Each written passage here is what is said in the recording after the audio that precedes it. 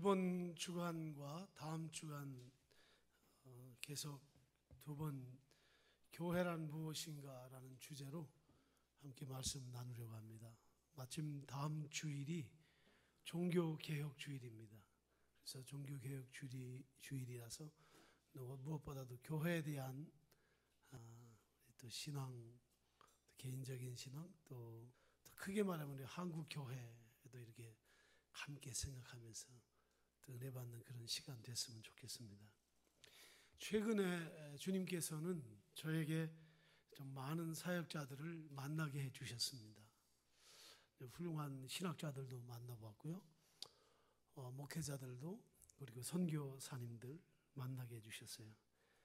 그 가운데는 참 말씀을 잘 가르치는 그런 사역자들도 만나게 해주셨고, 또 어떤 분은 여러 가지 체험을 많이 하신, 그 가운데 십자가의 사역을 하신 분들, 시간이 지났지만은 지난 봄에 우리 허운석 선교사님 같은 분들은 저에게 정말 십자가에 대한 그 정신과 말하자면 그 스피릿을 전해준 분이 별로 없었는데 그때 큰 은혜를 받았어요.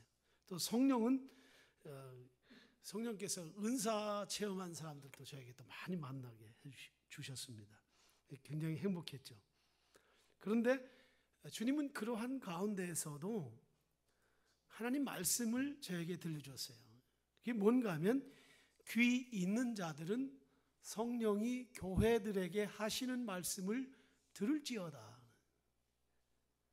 근데 이 말씀은 요한계시록의 7교회에 똑같이 주신 말씀이에요. 많은 사람들이 하나님이 내 인생과 내 길과 내 귀에 말씀하실 때 좋은 것 해주기를 기대하고 또 바라고 있습니다.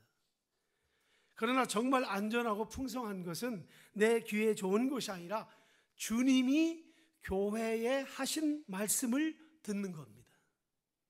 아무리 개인적으로 놀라운 예언의 은사를 받고 주님의 계시에 지시하심이 개인적으로 있어도 그 많은 것들이 주님의 몸 되신 교회로 인하여 나타나지 않으면, 다시 말씀드릴게요, 아무리 개인적으로 놀라운 은사를 체험하고 개인적으로 예언을 받고 계시의 지시함이 있어도 그것이 주님의 몸 된 교회를 통하여 나타나지 않으면 그것은 헛것이에요. 그래서 제가 한 3명의 여성들을 한번 좀 예를 들어서 말씀드리려고 하는데, 구약에 나오는 인물들이죠. 한 분은 자녀가 없었던 한나입니다. 남편에게서도 채워지지 않는 한나, 얼마나 하나님께 부르짖었는지 몰라요. 원통함과 격동함으로 말도 못할 정도로 고통 속에 자녀 위에 기도했어요. 그런데 기도하는 중에 그의 인생이 바뀌어집니다. 아들을 낳았는데 그 아들이 사무엘이죠. 이 사무엘은 사사시대를 종식시키고 뿐만 아니라 그를 통해서 이스라엘의 왕을 세우는 훌륭한 선지자를 하나님이 그에게 주셨어요. 그래서 한나는 성경에 기록된 인물이 됩니다. 그리고 예수 그리스도의 구원 역사에 그 이름이 들어가요. 또 한 사람이 있어요. 이방 여자인 모압 사람인 룻입니다. 시아버지가 죽었어요. 또 자기 남편도 죽고, 그리고 자기 시동생도 동시에 다 죽었습니다. 시어머니를 섬기기로 결정을 해요. 그는 자기의 재혼을 생각하기 이전에 시어머니 나오미를 섬기겠다고 한 것이 주님이 이게 기뻐했다 그랬어요. 그리고 그것이 주님의 마음에 들었어요. 이 두 사람의 공통점이 있습니다. 그것은 뭔가 하면 남들처럼 큰 것을 구하거나 기대하거나 바라지 않고 오직 주님을 구했다는 데 있어요. 그들이 기도하는 동안에 인생이 바꾸어졌습니다. 메시아가 탄생하는, 그들의 속에서 메시아가 탄생하는 구속의 역사에 그들의 인생이 들어갔어요. 한나의 기도로 아들이 생겼다는 것, 룻이 어느 날 잘 순종하다 보니까 보아스라는 멋진 남자를 만난 것, 그 그거 그렇게 중요한 거 아니에요. 그랬으니까 사무엘 낳지, 그랬으니까 보아스라는 남편을 만났지, 그것이 아니에요. 그런 것이 아니라 그들의 삶이, 한나와 룻이 예수 그리스도의 구속사에 들어갔다니, 구속사라는 말을 설명합니다. 창세 전부터 죄인을 구원하시기 위한 하나님의 계획과 하나님의 행위예요. 그래서 우리는 다 구속의 역사, 그 구속사에 우리가 들어가 있는 겁니다. 여러분, 그것이 교회입니다. 한 명의 여성이 더 있어요. 여리고성에서, 여리고성에 누가 있죠? 여리고성이 무너졌잖아요. 무너졌어요. 무너지고 들어갔을 때 한 여성을 만납니다. 이스라엘 군대들이. 누구였죠? 하긴 뭐 누가 물었더니 여리고성이 무너졌는데 이거 누가 무너뜨렸습니까? 그러니까 주일학교 선생이 그랬대. 나는 그거 안 무너뜨렸다고. 여리고성에 따라합시다. 라합이라는 여자가 있었어요. 근데 여러분, 성경에서 유독 창녀로 나온 사람이 라합이에요. 우리말 성경은 근사하게 번역할 때 기생이다 이렇게 했는데, 글쎄 옛날 번역한 사람들이 아마 평양 기생을 봤는지 기생이라고 해놨어요. 그게 아니라 창녀, 몸을 파는 여자였어요. 별 볼 일 없는 여자였습니다. 그런데 여리고성에 대한, 여러분, 여리고성에 대한 하나님의 계획과 하나님의 판단을 안 사람이 누구였느냐? 이 창녀 라합 한 사람밖에 없었어요. 다른 사람 알지 못했어요. 라합 한 사람만 하나님의 뜻을 알았다니까요.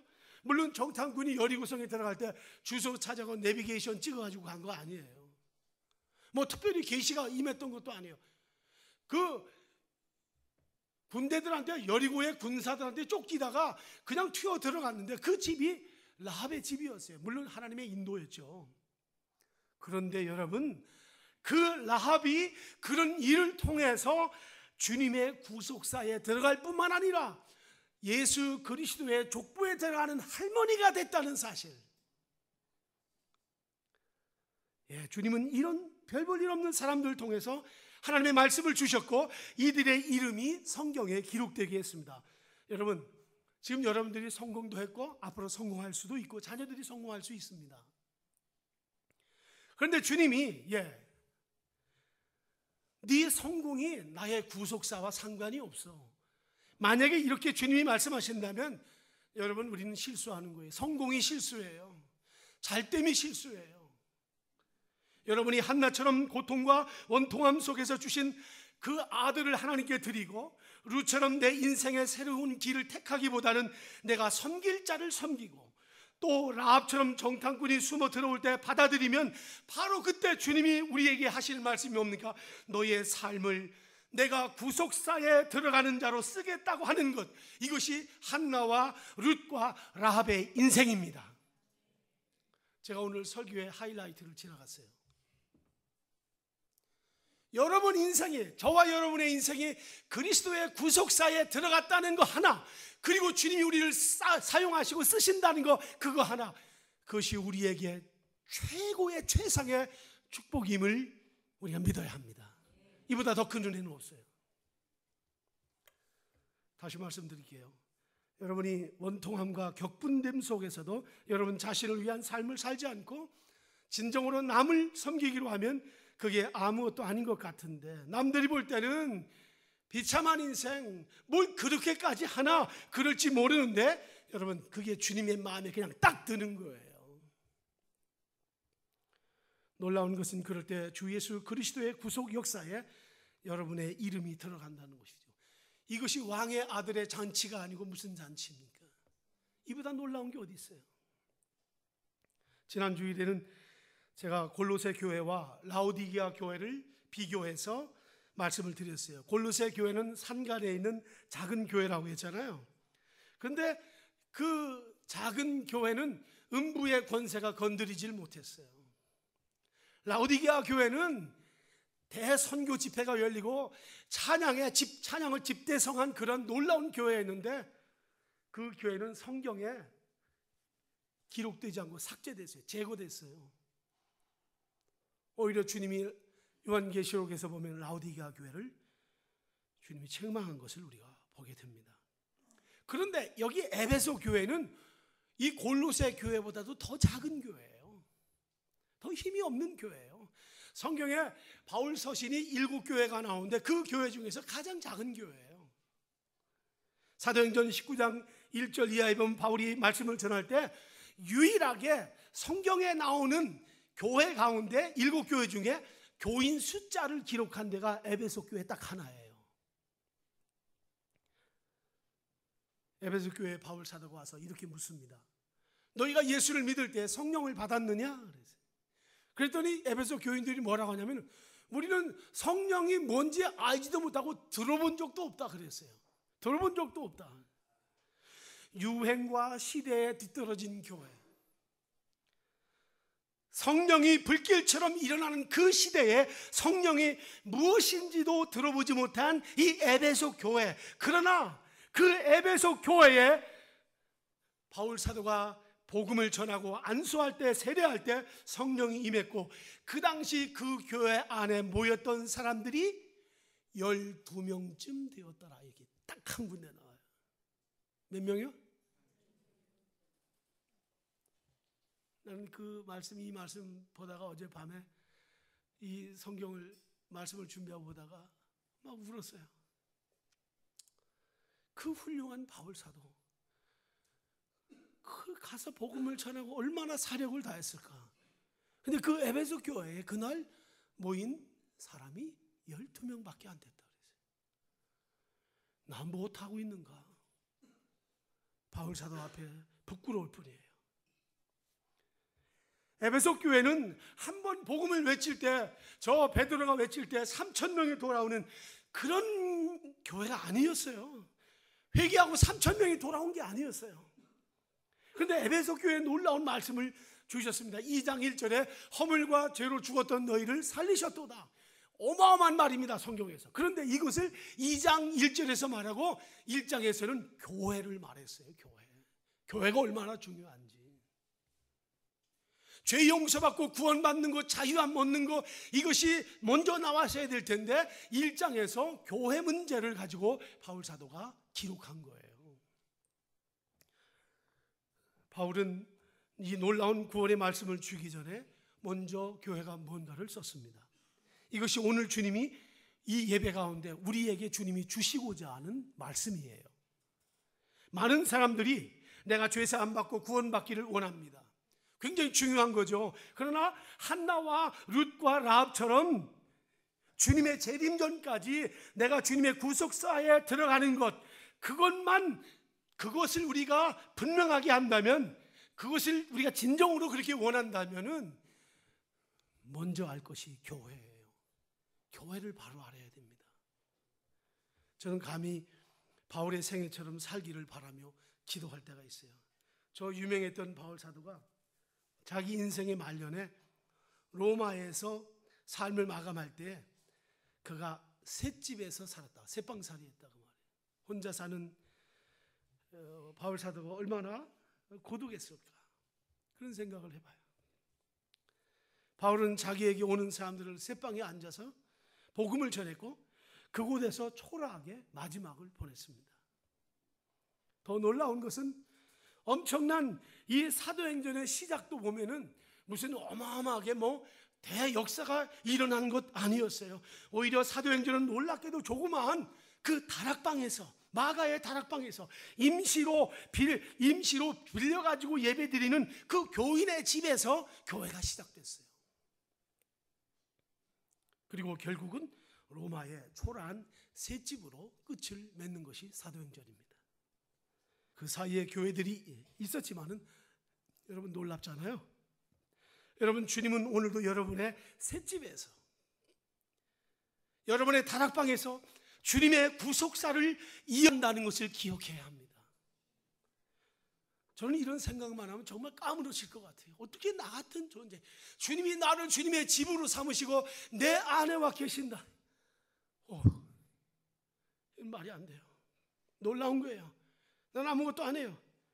저는 늘 그런 생각, 주님의 보좌로부터 주님의 은혜와 능력을 내 인생에 집어넣으려고 하는 그런 생각은 하지 않아요.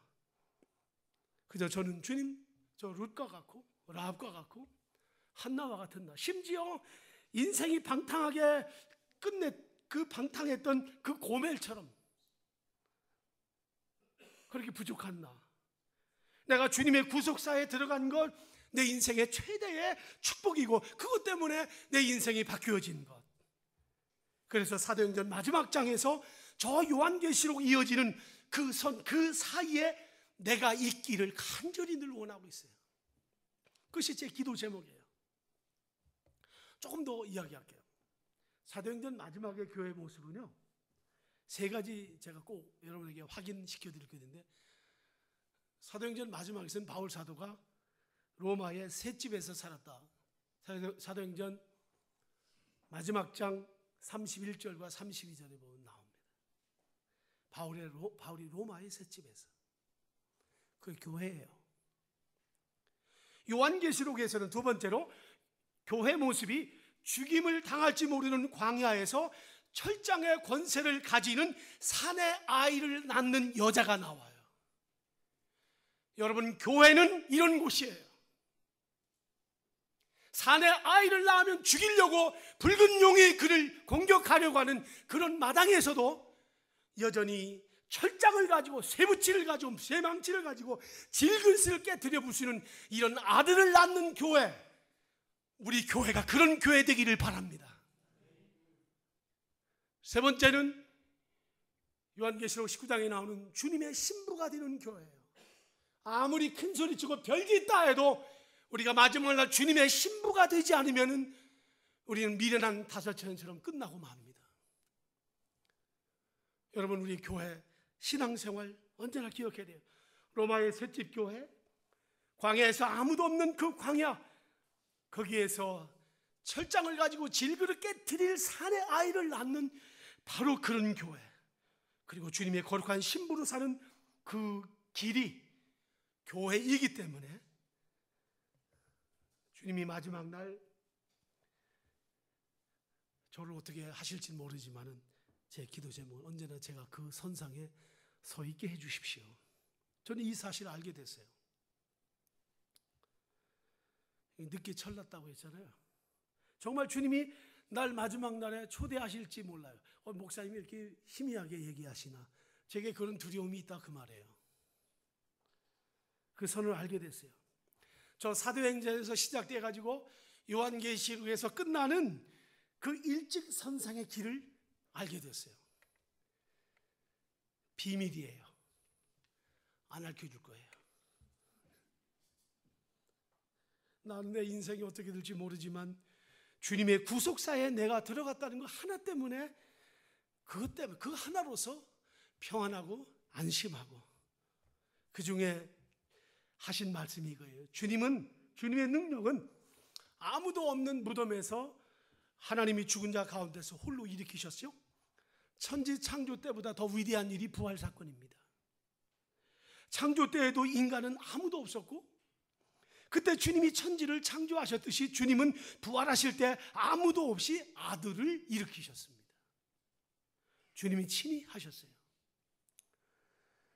여러분, 우리가 통성 기도해가지고 주님이 부활하셨나? 김영수 권사님, 우리가 통성 기도해서 예수님 부활하셨어요? 아니죠. 찬송하면서 우리가 막 찬송하니까 부활하셨나요? 아니죠. 여러분, 우리가 뭘 도와드린 것 아니에요. 뭘 도와드렸어요? 아니에요. 주님이 부활하신 주님은 교회의 머리가 되게 하셨습니다. 21절에서 만물을 그 발 아래 복종하게 하시고 만물 위에 교회가 되게 하셨다. 그런데 현재 우리 한국 교회, 이 프로테스탄트 개신교회는 정말 만물 위에 머리가 되고 있는지 오늘 우리가 냉철하게 생각해야 돼요. 한국 사회, 정치 집단, 교육 현장, 기업의 경쟁, 가정과 우리 한국 교회가 그 모든 만물 위에서 과연 만물 위에 있고 그 위에 예수 그리스도가 진실로 머리가 되고 있는지 우리가 많이 생각해야 합니다. 그렇지 못하죠. 오히려 성령이 역사하고 뭐 부흥한다고 큰 소리 하는데 맨날 싸움만 있고 찢어지고 세상에 주님의 영광을 가리고 있습니다. 성령님 얼마나 괴로워하실까. 왜 그런가 하면 주님의 몸인 교회를 몰라서 그래요. 구원받았다고 그저 좋아 날뛰기만 하지 몸이 뭔지 몰라. 몸이 뭔지 그걸 몰라서 그래요. 교회는 주님의 몸인데 이 교회는 만물 위의 교회임을 잊지 말아야 됩니다. 그렇기 때문에 주님의 몸을 상하게 해서는 안 돼요. 주님의 몸을 아프게 해서는 안 돼요. 주님의 몸인 교회가 상처로 피 흘리고 울게 해서는 안 됩니다. 이런 몸으로 어떻게 만물 위에 그 모든 것 위에 머리가 되게 할 수 있겠는가. 이 가톨릭은 만물 위의 교회라는 사실을 잘 말하고 있습니다. 그런데 개신교는 미안하지만 그 단어를 떳떳하게 사용하지 못하고 있어요. 부끄러움이에요. 부끄러움이에요. 오늘 말씀 20절에 죽은 자들 가운데서 다시 살리시고 하늘에서 자기의 오른편에 앉으사 그랬어요. 에베소서는 다른 서신에 나오지 않는 주님의 승천 기록이 나옵니다. 다른 서신에는 안 나와요. 승천에 대한 기록이. 하늘에서 자기 오른편에 앉으사. 그리고 4장 9절에 보면 올라가셨다 하셨은즉 땅 아래 낮은 곳으로 내리셨던 것이 아니면 무엇이냐. 다 같이 읽습니다. 내리셨던 그가 곧 모든 하늘 위에 오르신 자니 이는 만물을 충만하게 하려 하십니다. 예, 주님은 만물을 충만하게 하시기 위해서 저 음부에 내려가셨다. 내려가셨다가 올라가셨다. 그러니까 주님은요 이 세상에 내려오셨다 올라가신 거예요. 땅 아래까지 내려갔다는 말, 이건 지옥에까지 갔다는 말이에요. 원래 그 뜻은. 근데 우리말에는 그런 말이 없어요. 영어 성경에 보면은 He descended in hell 그랬어요. 예수님이 지옥에 내려가셨다 이렇게 됐어요. 근데 우리나라 성경에는 그 번역이 빠져 있습니다. 왜 빠졌는가 하면 우리 한국교회 성도들은 전통적으로 뭐 예수님이 죽었다가 지옥에까지 가셨다 이 말을 감당하기가 너무 어려워요. 감당하기 어려워요. 예. 땅 아래 내려가신 것은, 지옥에 내려가셨던 것은 모든 만물을 발 아래 복종시키려고, 그리고 만물을 충만케 하시기 위해서 땅 아래 지옥에까지 가셨다 말씀하신 겁니다. 저는 그런 의미에서 이제는 신학적으로 우리 한국교회가 발전하고 한국교회 성도들도 신앙 성숙이 됐기 때문에 이 말씀의 원어를 찾아서 그대로 사용해야 된다고 봐요. 만물을 충만하기 위해서, 발 아래 복종하기 위해서 지옥에까지 내려가셨다가 올라가셔서 하늘 우편에, 주님의 아버지의 우편에 앉아 계신 그리스도를 분명히 우리가 신앙으로 고백해야 합니다. 그런데요, 놀라운 것은 주님께서 이 사실을 교인도 12명밖에 안 되는 에베소 교회에 알게 하시려고 쓰셨다는 사실이에요. 오늘 주님은 우리에게도 그렇게 말씀하시는 거예요. 교회는 주의 몸인데 만물 안에서 만물을 충만케 하시는 이의 충만이다. 여러분, 우리 모자이크 공동체 안에서 세상을 충만케 하시는 하나님의 은혜의 충만함이 여러분에게도 전달되고 채워지기를 바랍니다. 예, 이 충만은요 사탄의 권세를 초토화시키는 거예요. 사탄에게 묶인 영혼을 구원하는 거예요. 이거 충만이에요. 이게 교회죠. 한나와 룻과 라합, 고멜처럼 희망 없는 자가 주님의 구속사에 들어가서 삶의 풍성함을 얻는 것, 이 땅에서 죄로 말미암아 죽을 수밖에 없는 자가 하늘의 그 신령한 은혜와 복을 누리며 사는 것, 이것이 충만이에요. 이런 충만이 있기를 축원합니다.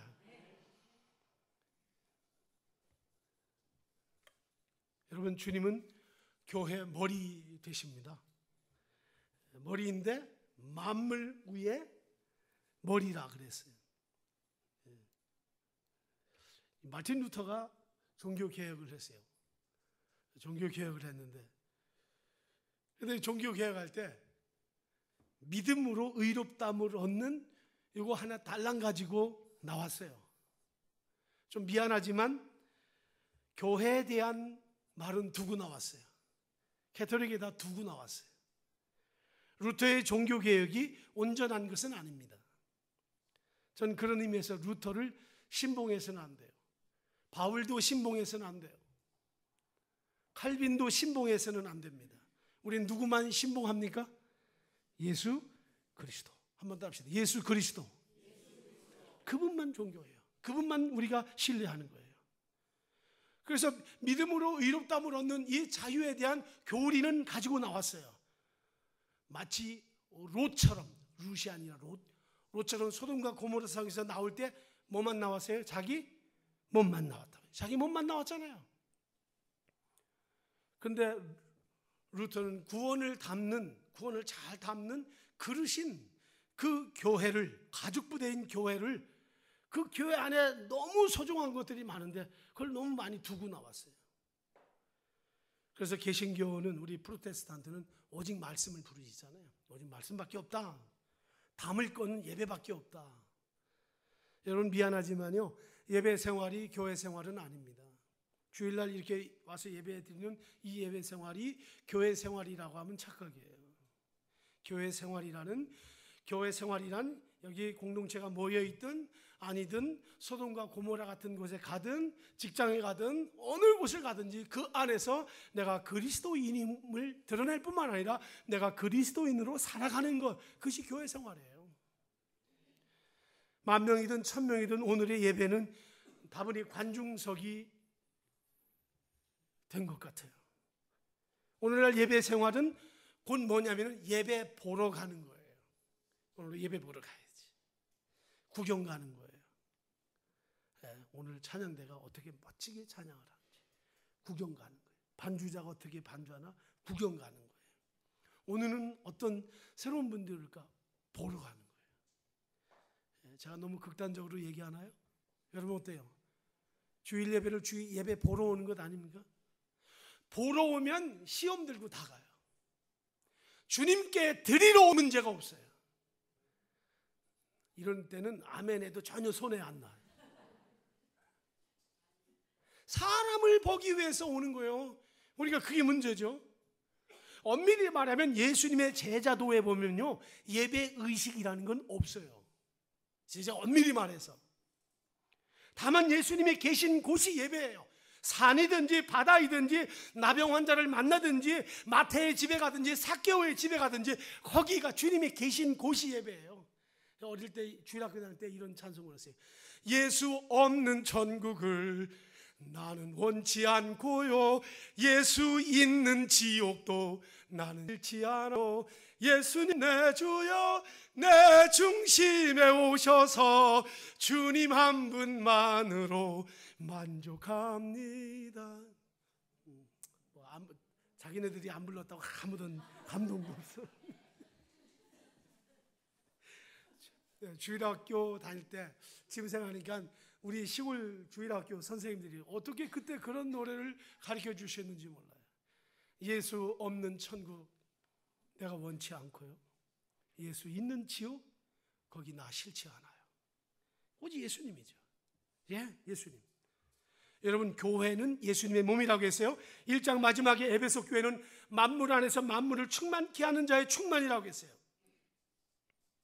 많은 사역자들을 보내서 꿈과 능력과 환상과 이런 것들이 나타나고 마치 저 아볼로처럼 말씀으로 유대인을 이길 만큼 계시와 능력이 넘쳐나도 여러분 교회라는 그릇 이상을 담을 수가 없어요. 제가 설교 서두에 계시를 받고 은사를 받고 무슨 예언의 은사를 가지고 있어도 여러분 교회를 통해서 그것이 나타나지 않으면 헛거예요. 그건 사탄의 장난일 수가 있어요. 99%가 그래요. 하나님은 교회를 통해서 역사하십니다. 여러분 우리의 원통함과 격분함, 어디로 갈지 몰라 방황하던 그 룻이 시어머니를 모시기로 결정했을 때 정탐꾼을 그 위험한 중에서도 숨겨주기로 했던 라합, 제사장 엘리에게 외면당하면서도 하나님께 애통하며 기도했던 한나, 그런 사람들이 예수님의 구속사에 이름을 남겼습니다. 사람이 아니에요. 교회예요. 저는 우리 교회가 이런 교회 되기를 바랍니다. 초라한 거예요. 한나 이름 별로 이렇게 드러낼 이름 아니에요. 라합이라는 이름 입에 꺼내기도 부끄러워요. 룻 그거 손가락질 대상이죠.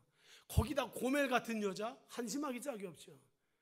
근데 하나님은 그런 자들을 통해서 주님의 구속 역사에 들어가게 하시고 그를 통해서 하나님의 역사를 이룬다는 것 우리가 기억해야 합니다. 우리 교회가 그런 교회 되기를 좀 간절히 바랍니다. 여러분 인생에도 이런 일이 있어요. 원통함이 있죠. 화가 치밀고 갈급하고 길이 없어도 타인을 섬기기 위해서 나의 인생의 이익만을 선택하지 않는 그 속에서 우리가 주님의 마음을 구하면 놀랍게도 주님의 구속사에 쓰임받는 여러분이 될 뿐만 아니라 여러분의 후손이 되게 하실 줄로 믿습니다. 이 세상 살면서 이보다 더 귀한 일은 없어요. 그런데 여러분 내가 주님을 알면 못해요. 내가 주님을 알면 뭘 해요? 주님이 날 받아들이지 않는데 내가 주님의 능력을 맡아 가지고 있으면 못해요. 삼손처럼 사사들처럼 구속사에 이름이 없는데 기록이 없는데 사사기는 유일하게 예수님의 조상이 나오지 않는 책입니다. 사사기는 능력은 넘치는데 구속사와 상관이 없어요. 결정적일 때 주님을 부인다고 모른다고 하면 정말 우리는 아무것도 아니에요. 그래서 제가 그런 말 한 거예요. 그날에 나 주님 부르실지 모르지만 나도 나를 의심해요. 그런 의심은 조금 가지고 사는 게 좋습니다. 자만하지 않기 위해서. 틀림없지만 누가 그랬대잖아요. 평생 예수 믿고 죽을 때 예수 모른다고. 근데 예수가 뭐냐고 욕하며 죽었대잖아요. 미국의 어느 고등학교 졸업식장에서 있던 일입니다. 이 아이는 졸업생 대표로 연설을 하는 학생이었는데 사회 보던 선생님이 말합니다. 종교의식이나 기도를 하면 안 된다. 근데 이 학생이 연단에서 연설하기 전 모든 이들을 놀라게 한 사건이 터졌어요. 그 화면을 우리가 잠깐 보고 말씀을 마치겠습니다. 불을 다 꺼주세요. 처음부터 다시.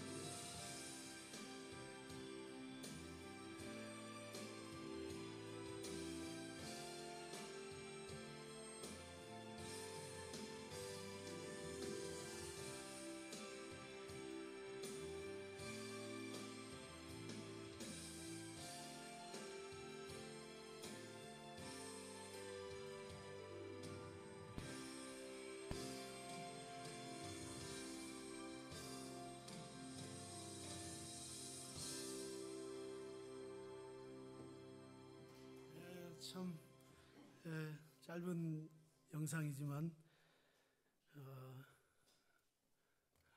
훌륭한 학생이에요. 어머니도 부모님도 그냥 안 했으면 좋겠다 그랬는데 며칠 지난 후에 자기 마음에 하나님이 그렇게 하기를 원하신다는 생각을 가지고 그렇게 했다는 그 용기도 그리고 신앙도 그 신앙 고백 훌륭합니다. 우리 자녀들이 어떨까 그런 생각도 해보고 우리 자녀들까지는 고사하고 나에게 이제부터 오늘부터 기도하지 말아라. 국가가 그걸 금한다면 나는 과연 어떻게 할 것인가? 난 그래도 정말 기도할 것인가? 그 교회 모습을 가지고 있을 것인가? 말씀을 마칩니다. 사랑하는 우리 모자이크 가족 여러분, 정말 능력이 하나도 없으신 여러분, 아멘 하세요. 그럴 때 능력이 많으신 여러분 할 때 아멘 하지 마시고 바울 사도가 말했어요. 따라합시다. 내가 약할 때 곧 강함이라. 이 은혜 아십니까? 뺨 한 대 맞고서도 주여 할 수 있는, 욕 한 번 먹고서도 저에게도 이런 기회를 주시다니. 왜 그런 거? 하나님의 은혜. 여러분이 택해야 합니다. 난 그래도 사사가 될 거야. 그래도 한번 이름이라도 날리고 죽어야지 하면서 성령의 능력을 그냥 그걸 구하겠어요? 그렇게 하실래요? 아니면 보잘것 없어도 저 라합처럼 룻처럼 한나처럼 아니 고멜처럼 나를 주님의 구속사와 주님의 족보 안에 거하기를 진실로 택하겠어요? 여러분의 몫입니다. 그래서 여러분 저 마태복음 1장에 나오는 아브라함부터 시작되는 그 믿음의 족보, 생명의 족보, 예수 그리스도의 족보, 구원사의 족보에 여러분의 이름과 여러분의 자녀들이 대대로 기록되는 축복이 있기를 예수님의 이름으로 축복합니다. 기도하겠습니다. 하나님 아버지,